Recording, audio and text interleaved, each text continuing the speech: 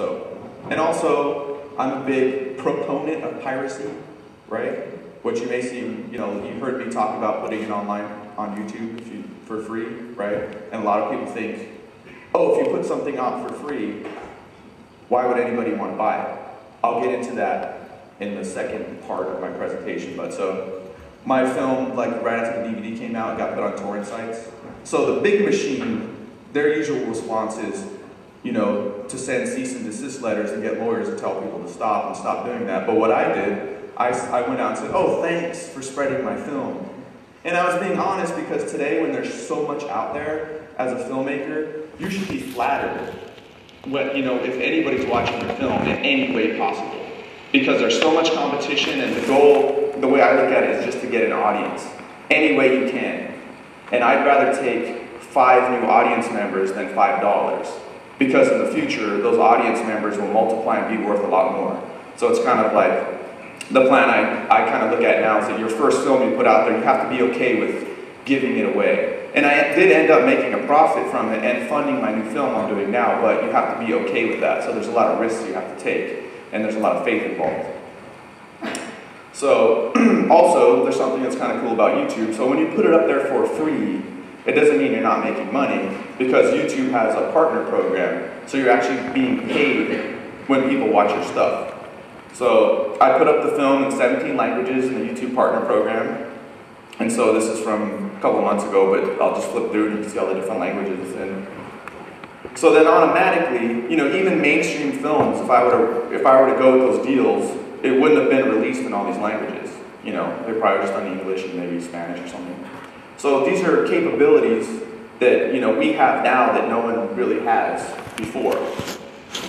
So, utilizing, you know, free tools, the internet, and people makes you a lot more powerful than just one person.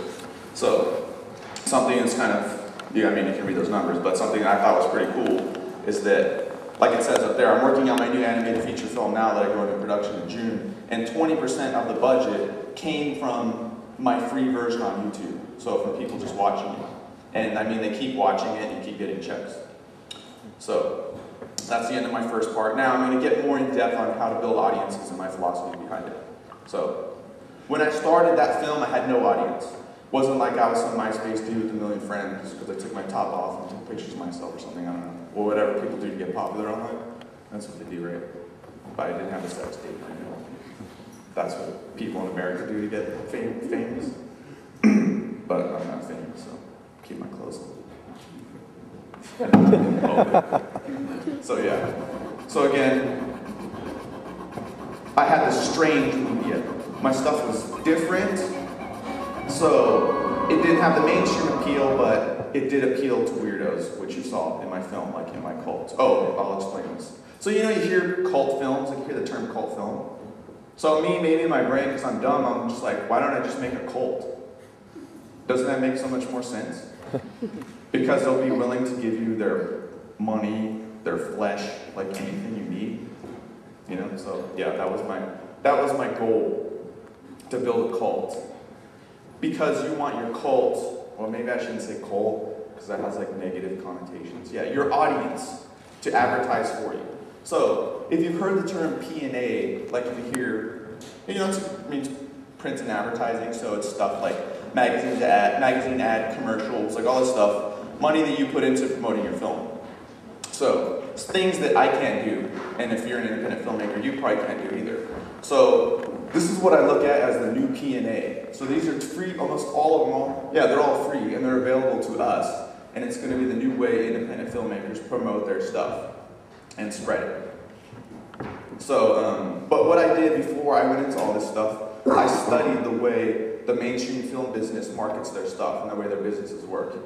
And the guy who, I don't remember his name, but in the 1950s, the guy who I guess developed the plan of modern film marketing said, if you have enough money, you can lie to the people all the time.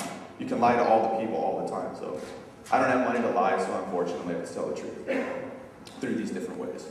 So one of the first things that's used in the new P&A is social networking sites, which I'm probably sure you know them all right. And maybe most people, I mean, these things are designed to waste your time. Like if you didn't know, like Facebook and MySpace, they get money from advertisers based on how much time you spend on their site, so they try to waste your time. So while everyone's wasting their time, you can promote your stuff and put up pages for your film and send things around. So, second is blogs. And I mean, now there's so many like phony blogs that try to look like real people, like blogging, but they're like bots or something else. But still, there's a lot of people out there making real blogs that have a lot of followers who, you know, are very influential. So you can get out there. There's people write about your film, what you're doing, spread it out there. It's free.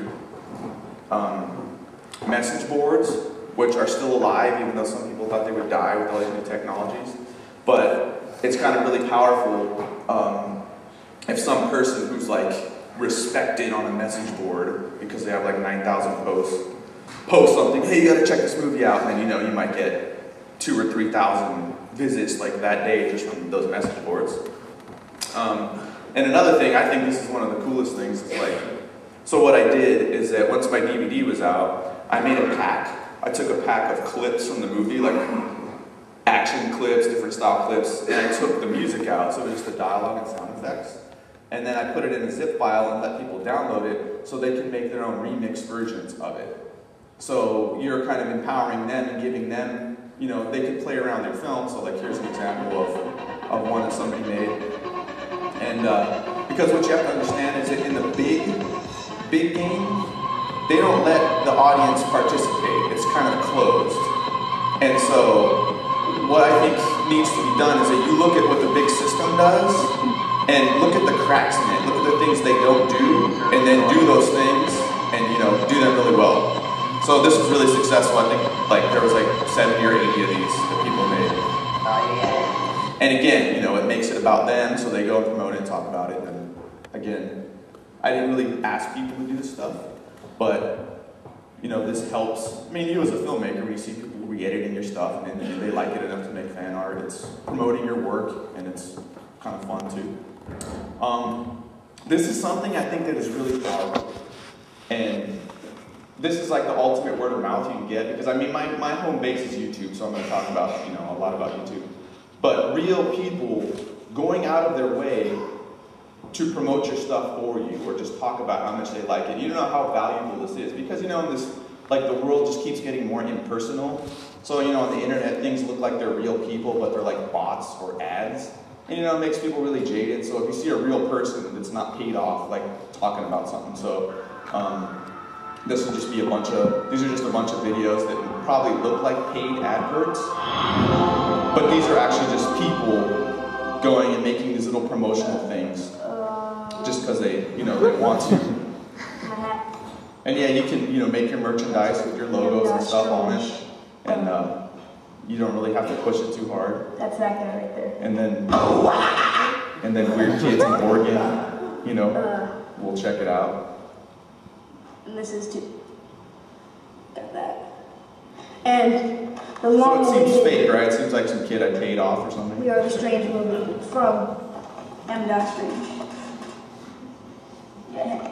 But for me, this is like the best stuff, because it's real people that, you know, enjoy your stuff so much they're going out of their way to promote it. And I think this is worth more than any P&A you could pay for. Look at that. Look at it with all the strange goodness. And, you know, these people have pretty good editing skills and stuff, so they can, you know, do some good things. Thanks, M. Again, I didn't pay him, it's real. Fabulous freaking Musketeers movie.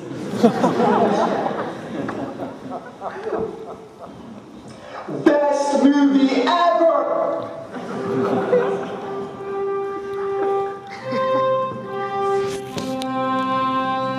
So there were a lot of these when the DVD came out, you know, people.